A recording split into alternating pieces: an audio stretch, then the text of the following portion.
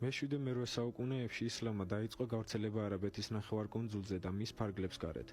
ამ პერიოდში წმინდა იოანე დამასკელი, რომელიც არაბი ქრისტიანი იყო, უფრო და უფრო მეტად აცნობიერებდა ამ რელიგიის მიერ გავრცელებულ ერესებს.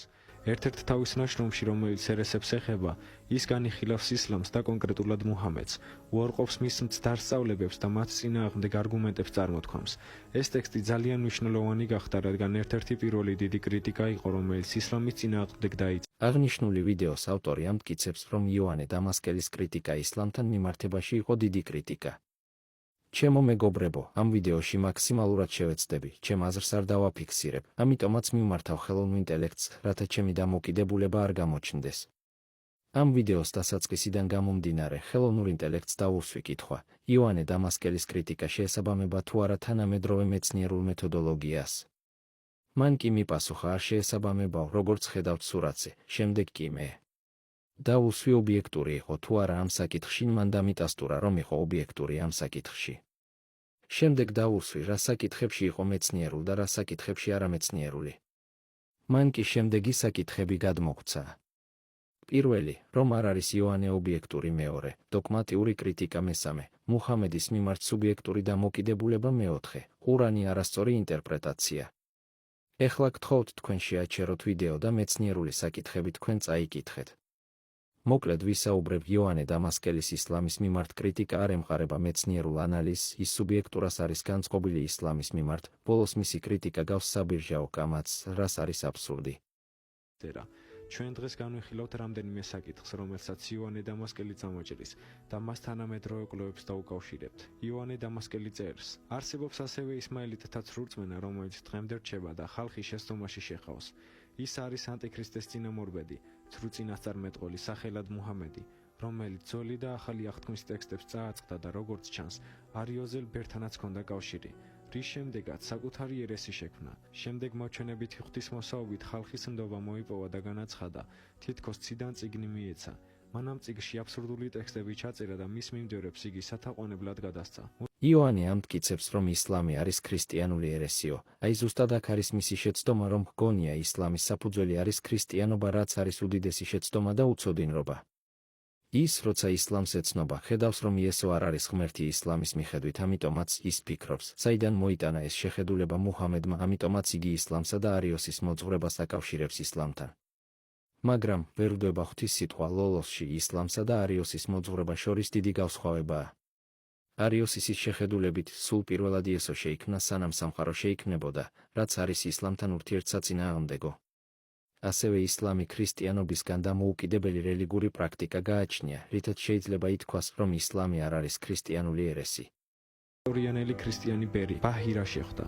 თუმცა ისტორიკოსები აღნიშნავენ, რომ ბაჰირას ისტორია უფრო გვიანდელი ჩანაწერებიდან მოდის, ვიდრე იოანე დამასკელის ტექსტია, რაც შეიძლება მიანიშნებდეს იმაზე, რომ ეს ამბავი დროთა განმავლობაში გამდიდრდა და გადაკეთდა.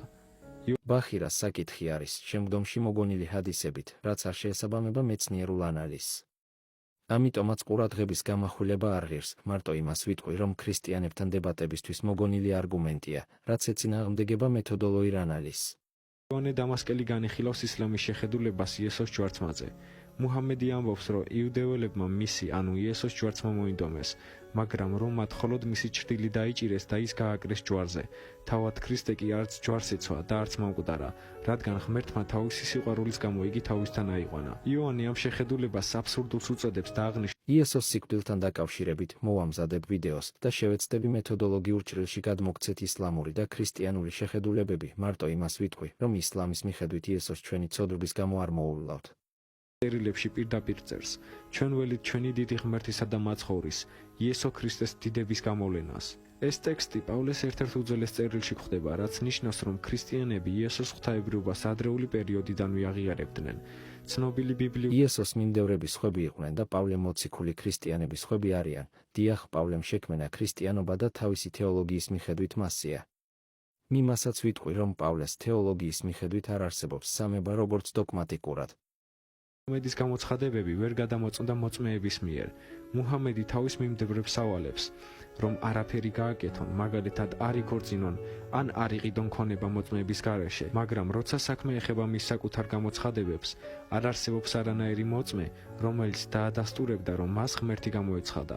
იოანეს აზრით მუჰამედის სწავლების მთავარი პრობლემა ის არის, რომ მას საკუთარ გამოცხადებებს ისეთია ლოგიკური შეკითხვა, დაუშვათ რომ თქვათ არსებობს ჰადისი, სადაც მოწმე ხდება უმარი, რომ ანგელოზი გამოეცხადა მუჰამედს, ეს თქვენთვის მისაღები არგუმენტი იქნება? ჯერ უნდა ვიცოდეთ, ინფორმაცია არის თუ არა მიუკერძოებელი.